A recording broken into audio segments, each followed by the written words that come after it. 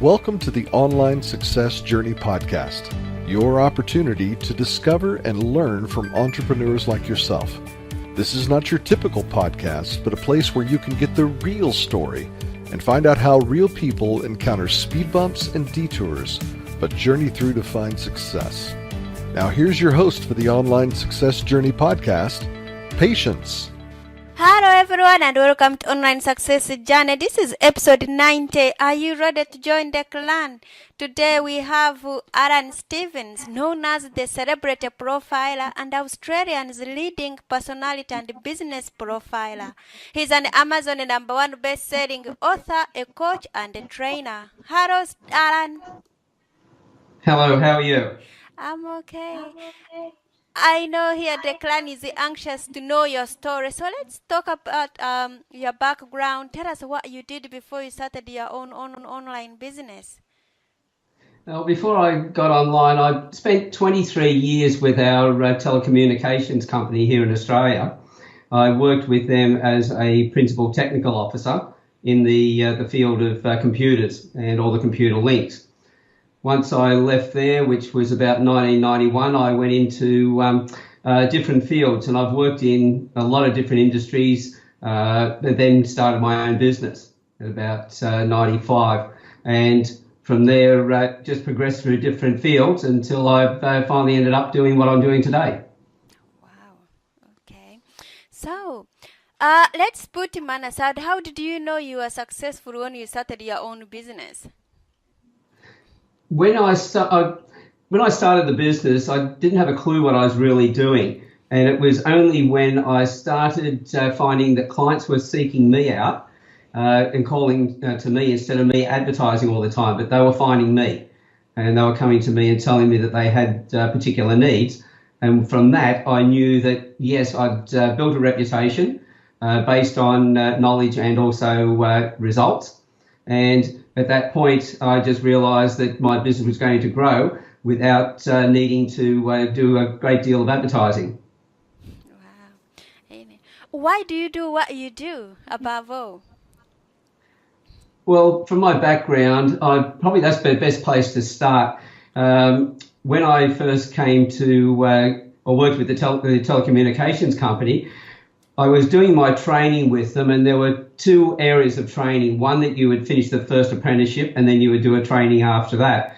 And I realised at that point that I was always going to be behind everybody else. So I started the first training with them and then moved on to doing the other training at the same time. So in other words, I finished all of my training at a younger age than my other counterparts.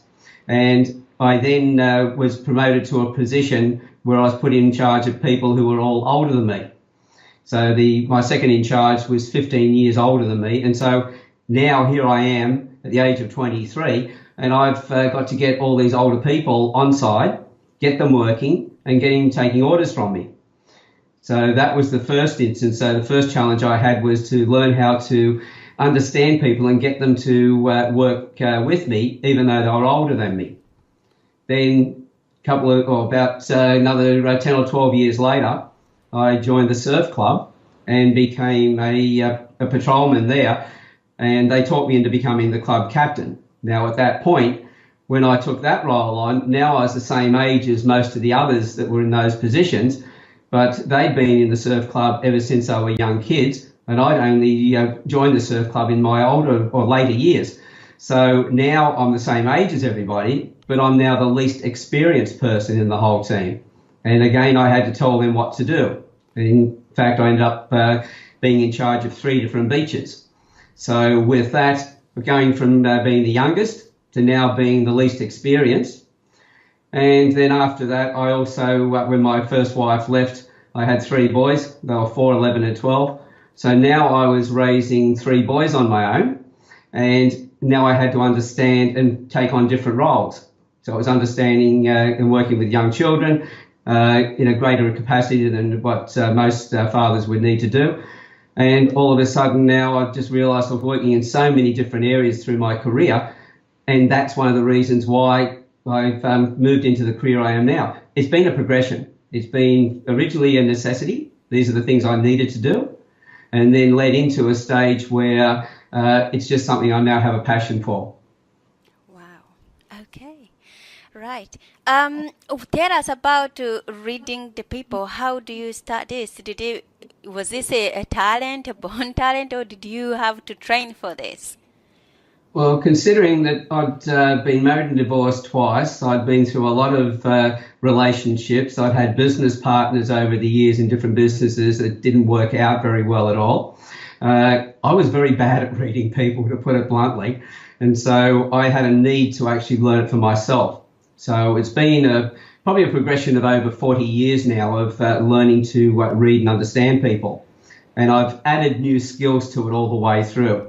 I used to use what they call psychometric profiling, DISC, Myers-Briggs, all those types of programs, and where you ask people questions to work out their personalities.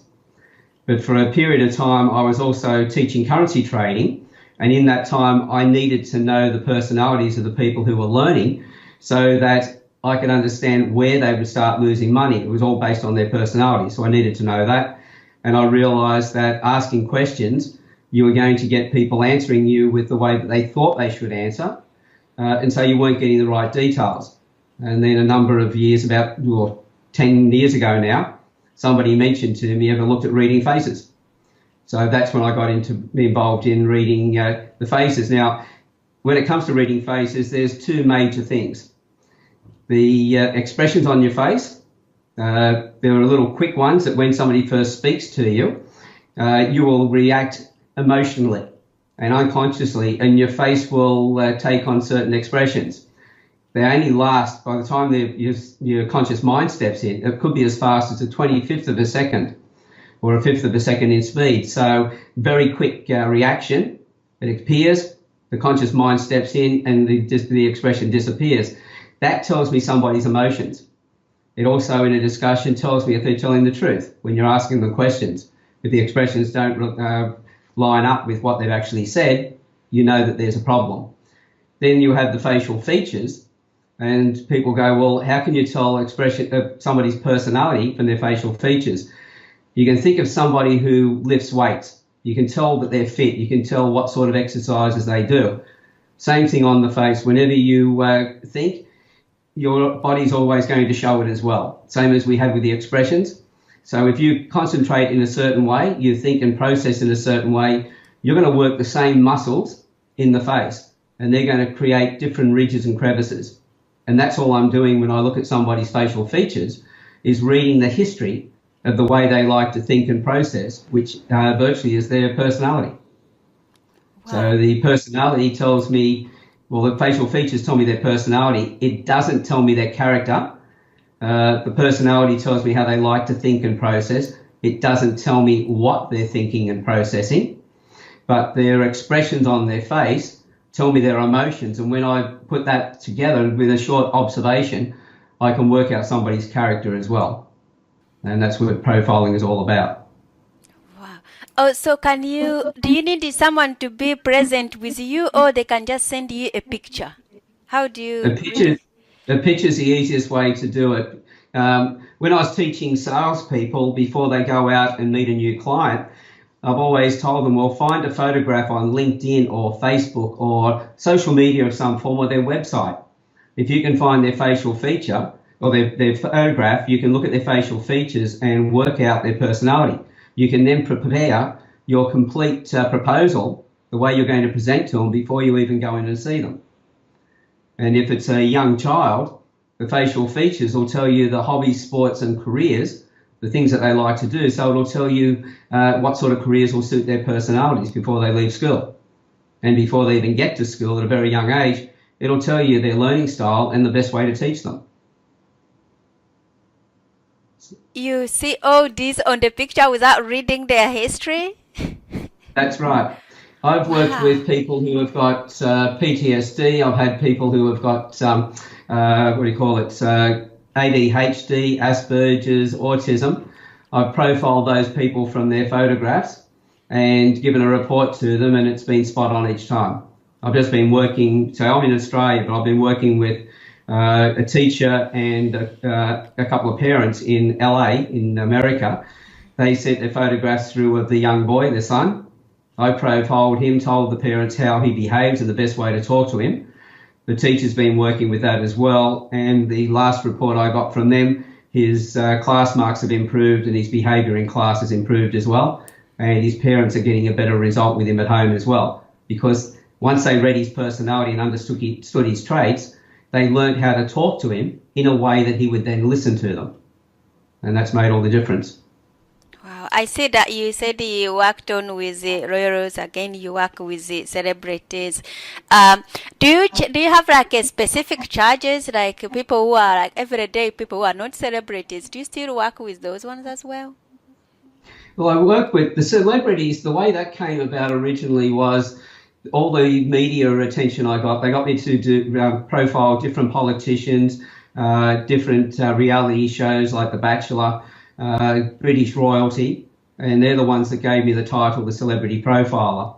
So, but I work with everything from young children. So I'll train adults, parents, teachers how to understand the children. As the children get older, I teach them how to understand their own personalities and how to build better relationships with others. Then into the workforce, with salespeople, building better teams, workplace relationships, such as with HR, anti-bullying. Then into the families and into relationships. So even if you're looking for a new partner, what should you be looking for in the facial features based on your own facial features, your personality, and what you really want in your life? And I can give you an idea of what to look for in the partner that you're looking for. Once you've found that partner, then I can teach you how to actually talk to them in the way that they want to be spoken to, so that you have a strong relationship that goes well into the future. So basically the skills are for connection with individuals. So I'll help businesses, I'll help educators, I'll help families to understand each other and to build stronger relationships. So it's all about making sense of your life and your relationships. So that means anybody and everybody can be a client. Wow. How long do you have to, can anyone really train to do this? Or just because you are talented or something? No, well, as I said, I was pretty bad at reading people, so I had to learn through necessity. And I had a couple of people ask me today how long it might take them to train. I go, well, that comes down to how much you apply to it, how much you practice it, and just how quickly or how much you focus on it. But when I first learnt to read the facial features, because I'm looking at over 70 traits now, closer to 80 in the face and the body, and somebody said to me, well, how do you remember all those? And I said, well, the only way I could do it was I started looking at people and looking at what stood out in their face the most. And then from there, just go and look those traits up and go over those. So it was a slow process. But now, if somebody walks past me in the street, I can tell you their personality. They only take a couple of moments to walk past me, and then I'll spend the next 15, 20 minutes or even half an hour telling you about their personality from what I've been able to pick up in that moment. So it's a skill that is that we learn, but originally as young children, we all had the skill to read people. And if you think about the expressions, that's all about survival. Whether the person's safe to be around, whether they're dangerous and you need to move away. Young children can look at adults very quickly and they know the emotional state of the adult. As we get older, it's like any muscle. If we don't exercise it, it atrophies, as they say, it weakens. Everybody has the skill. Most of us, though, as we get older, we forget that skill because we're involved in everything else. All I do is come along and help people to relearn what they already know. But it's down into their unconscious. We just bring it to their conscious mind so they know what they're seeing. I'll ask you this question. Have you ever had the moment where you've gone up to somebody and you've been talking to them and everything they said sounded right, but you just had that feeling inside where you went, something's wrong? Yeah. Now, so when you've had that, virtually what you've done, you've unconsciously picked up the indicators, the non-verbal indicators, the body language, the expressions, the tone of the voice, the breathing and other things like that, that tell you that they're not telling the truth, even though the words sound perfect. And as humans, we will always, when the words and the non-verbal indicators don't match up, we will always go with the gut feeling, as we call it, of the non-verbals, and we just won't believe what they've said. So that just goes to prove that if you've ever had that experience, then you had the skill inside you, because otherwise you wouldn't have picked it up. So what I do is I just come along and re-educate you so that you understand and bring it to your conscious mind of what you already know. So do you think when we get older, we just leave this skill behind and we follow what is happening around, how others are randomly doing their own things? Or what do you think? What happens? How comes other people are successful in making money and keeping, and others they make it and they lose it all? Or how others they keep their relationship and no problems? How do you think we process that? Well, the whole reason is that, as they say in NLP, neuro-linguistic programming, we take in something like about 2 million bits of information every second through all of our senses, but we only process about 134 bits. That's a tiny, tiny fraction of everything that's going on around us. So you and I could be sitting in the same room, and I might be feeling the cold while you're picking up the noises that are going on. It just depends on where each of us are focusing. So if we focus, as we grow up, it's all about, okay, we're now playing sport, we're going to have relationships with other people, etc. We've got studies. All these other things take our time up, so that skill of reading people just doesn't get used. And so it just drops away. That's all that happens. It's there. So if now we are able to read our partners, for instance, those things that used to upset us, the things that break down the relationship, you can turn all those around in an instant. So I teach people I go, okay, these are your traits, this is your partner's traits. Now your partner needs to be spoken to in this way. So if you just change the way you're speaking to your partner on these particular points, then your partner will understand you a lot better. And I teach their partner to do the same thing with them. So now we're actually communicating on a much deeper level. Now you may have heard of the 5 love languages.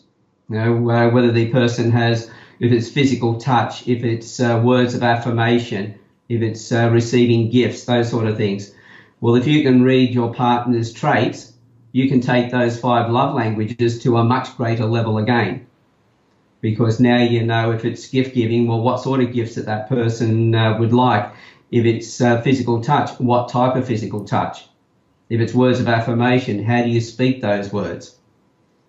So these skills just take everything else that we do to a much deeper level. Wow. Can you give us tips of how to create faster, deeper communication or increase even our client loyalty? Well, the quickest way to it is to really focus on the other person. Now, the indicators, without going into actual physical traits that you can see in the face, because it's a bit difficult to describe those when I can't actually show you a bit of a picture, but the things like the expressions. If you're talking to somebody, you're looking at the expressions, the body language. Does that line up with the discussion you're having? Now, they say that if somebody's got their arms folded, they're not interested, they're disconnected. That's not exactly true. You might have your arms folded, but you could be cold. You could have an injury, a sore shoulder, for instance, and you're resting your arm. You could be, it may be that you don't like the person who's talking to you, but it also could be that you're intimidated by that person. So you're giving yourself a little bit of a warm hug so that you feel more comfortable. But that one indicator on its own is not enough to tell me that there's a problem. What I'm then going to be looking at is, where is your feet facing? How are you engaging in the conversation? What's the direction of your body? Are you facing towards me? Are you interrupting the conversation we're having, or are you getting more involved in it? So I'm looking for indicators together. So not just one thing on its own, but looking at as much information as I can, and then getting an overall picture of exactly where you're at in the conversation that we're having. Wow. Okay. So how do we, if you are into business, how do we create this in the shortest time if someone is losing money and they really need to recoup quickly, or losing clients? How could they do it? Well, one of the things I've just recently done, because my trainings have all been, up until recently, were either face-to-face or over the internet, either one-on-one or in groups. Now, with that, it meant that I'm just duplicating my time with everybody over and over. I just keep doing the same thing with each person that comes through. But it means that I can't get to too many people. So I decided I needed to actually put a course out that was much cheaper, that more people could access, and at the same time, they could self-pace their own learning.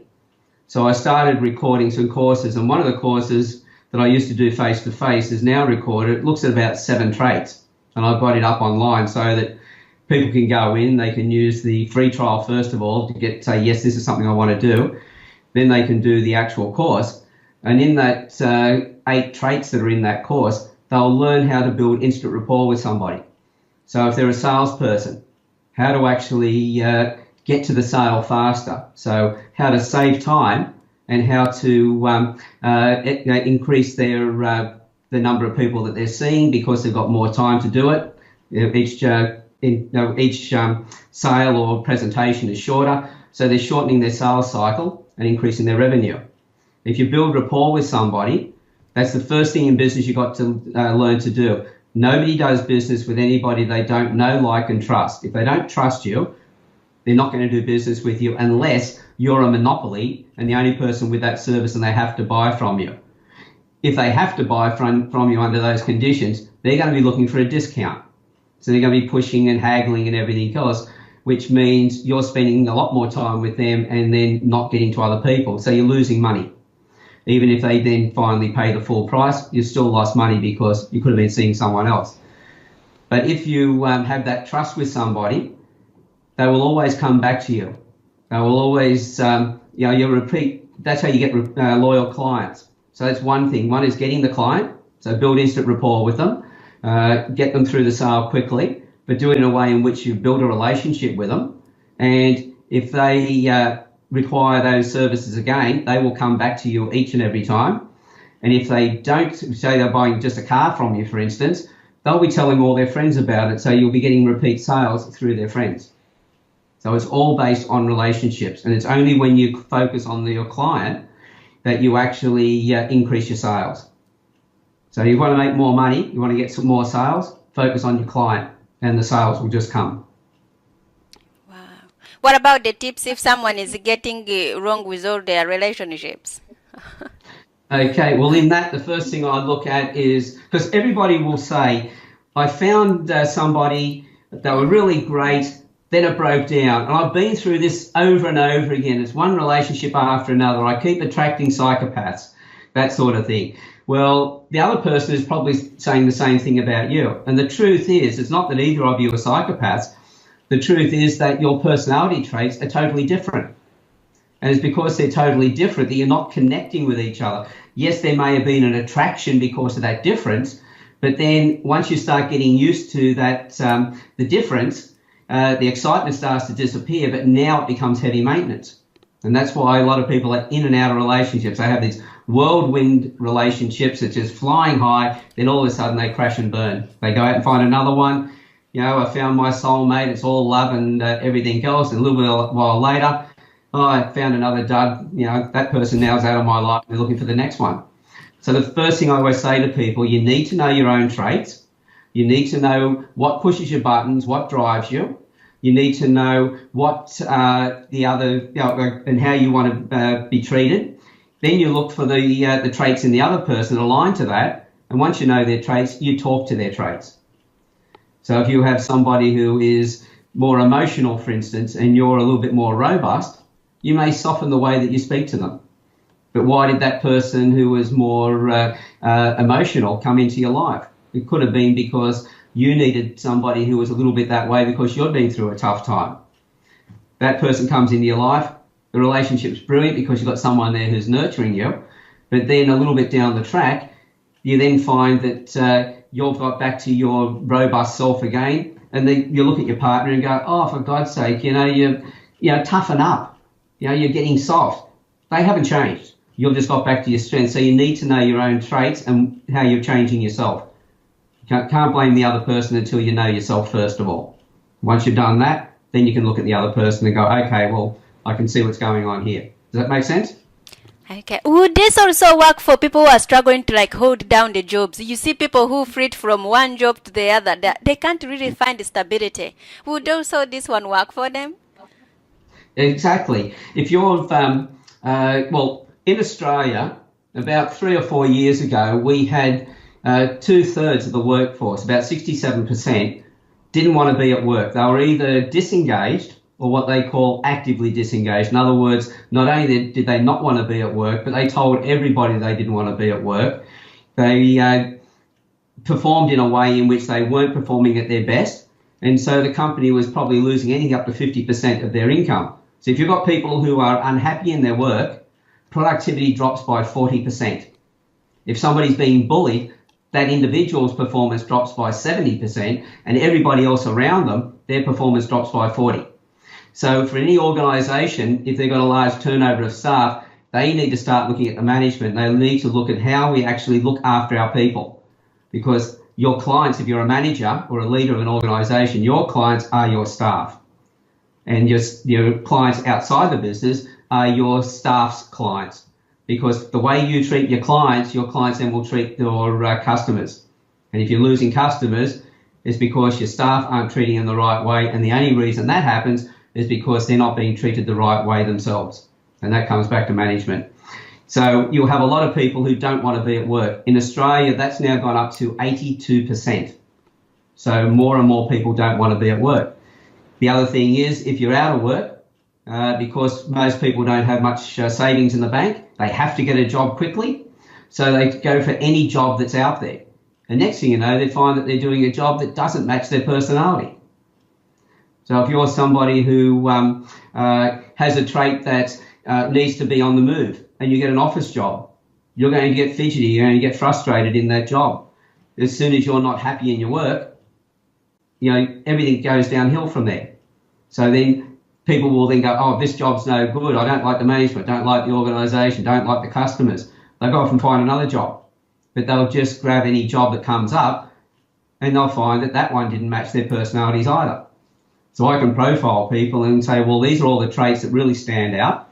These are the things that would really suit you. Now let's look at the careers that fit those things as well.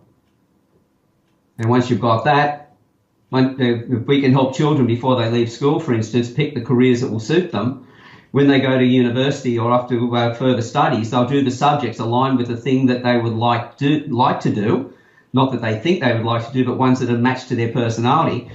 They'll get through their studies, then they'll go and work in that career, and they'll find that it's great. The only time they'll change jobs is for a promotion, or the company has been closed down. They have to move.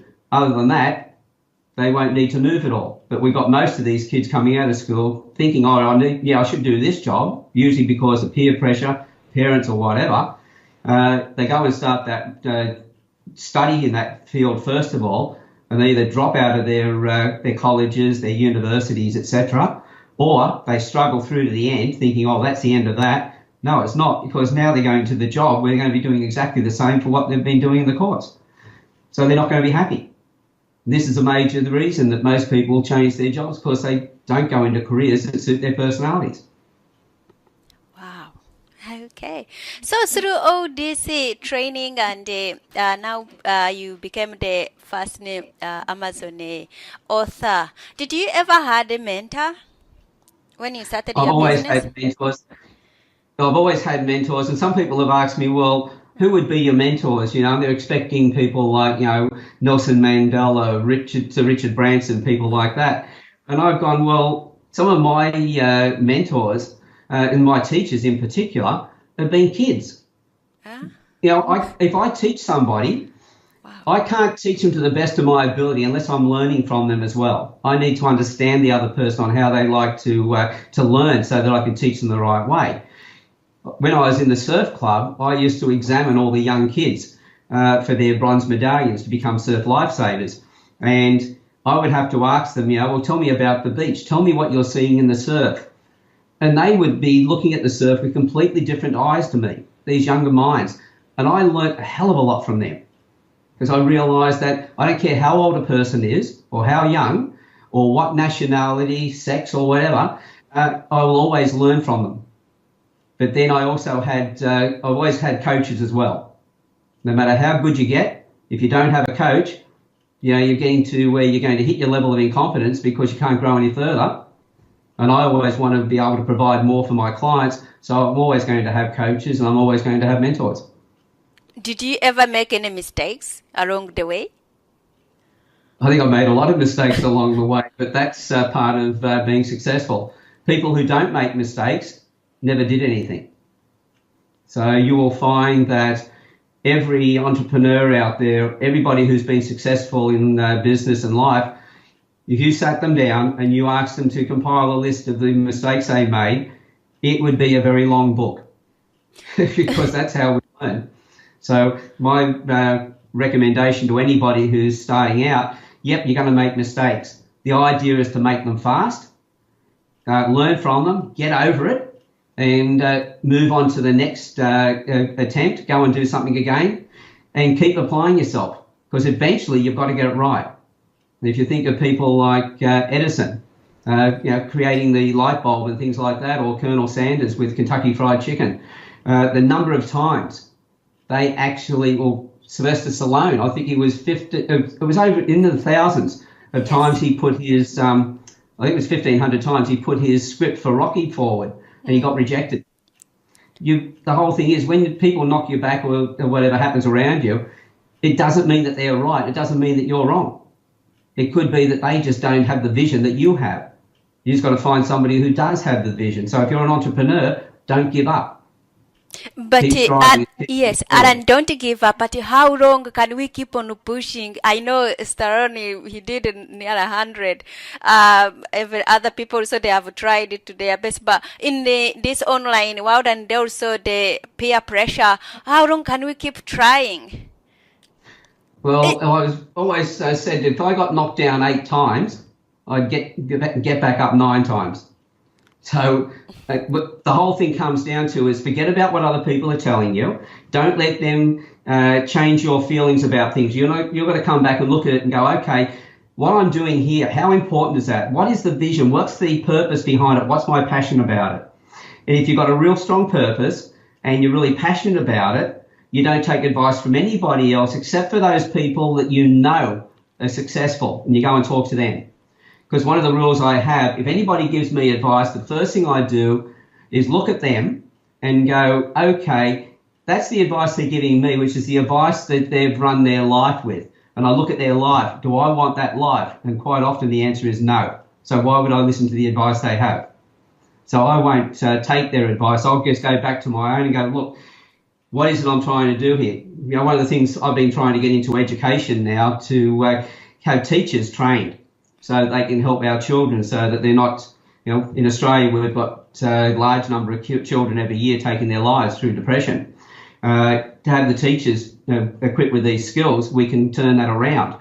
Now, the people said, well, how long have you been trying that? I started in the 1990s with education, with bringing different ideas through. I'm starting to break through now. Wow. So that's how long it's taken me. Over 20 years I've been at trying to get into education department. Why haven't I given up when other people around me had? Because what I'm trying to work on to save is far more important.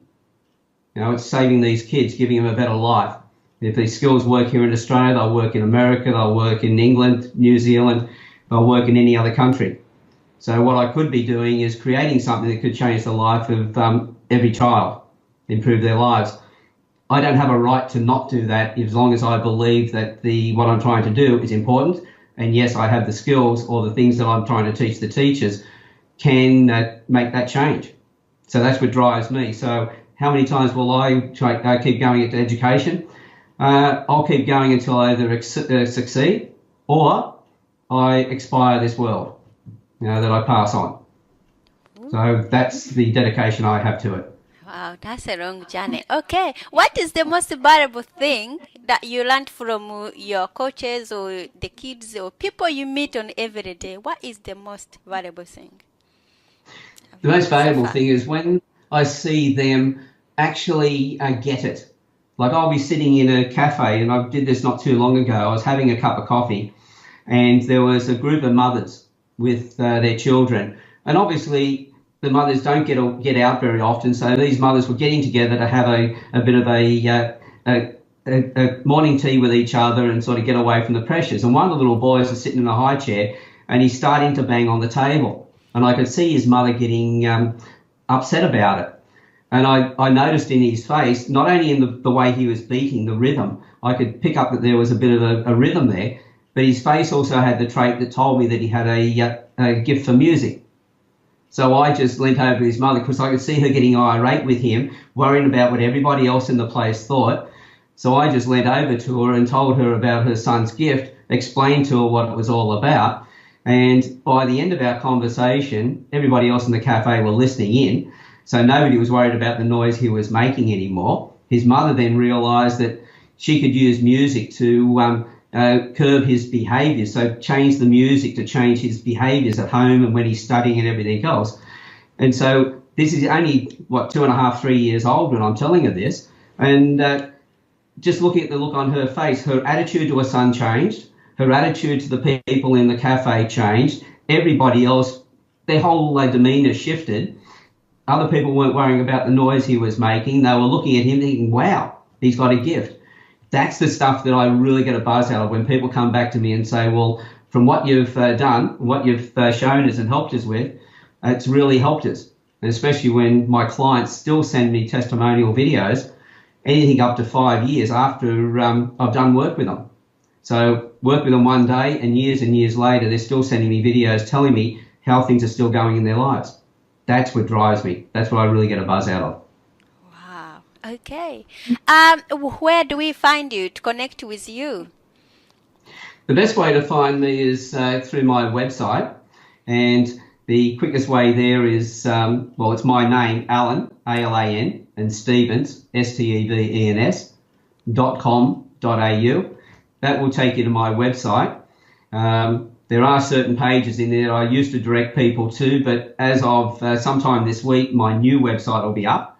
And so the structure's completely changed, but that will take you there. If you're looking at some of the courses, because I've got 2 courses online now, one for dating, for building your relationship, and one for business, how to build instant rapport, especially if you're going as a salesperson. Both of those are online, and you can get to those quickly via my website with the / and the word courses. So plural, so COURSE, whatever it is. So alanstevens.com .com.au / courses. And that will take you to the platform where the courses are, and you can have a look at those as well. Wow. Okay. So, Clan, there will be more from Alan in a moment. If you are finding Alan's journey interesting and you're ready to hear more, come and listen to the full version of the interview at onlinesuccessjourney.com. If you are on online journey already, click on part 2 of Alan's journey and you'll get more tips to help you with your relationships, your children, and your business overall. And don't forget, you can also access all other online success journey interview podcasts on the site as well. That's a wrap, Clan. Remember, success is a journey. Patience and Alan. This is not the end of the journey. We hope you've enjoyed listening to part 1 and want to be sure you know there is a second part to this and every journey podcast at onlinesuccessjourney.com, filled with even more success tips, uplifting stories, and even a bit of fun. There are dozens of episodes only available to the members of the Online Success Journey clan. Check out the website and click on Join the Clan for more information. Patience would like to thank you for listening to this podcast, and she has a free audio gift for you at her website. Go to onlinesuccessjourney.com for instant access to this gift. Of course, you know that listening to the journeys of others helps each of us chart our own path. So make sure you're subscribed to be notified as each new interview is posted. There are so many ways to stay connected to the online success journey and to listen in. And if you're enjoying the podcast, we appreciate your help in telling others. One of the best ways to share the benefit you get is to rate and review it at Stitcher and other sites by clicking the stars or completing the ratings form. by clicking thumbs up and leaving a comment on YouTube or liking and sharing the podcast on social media. To review the podcast within iTunes, simply open iTunes to the podcast, click on Ratings and Reviews, then write a review. On behalf of Patience and until next time, thanks once more for listening. It is our hope that this podcast will guide you on your own online success journey.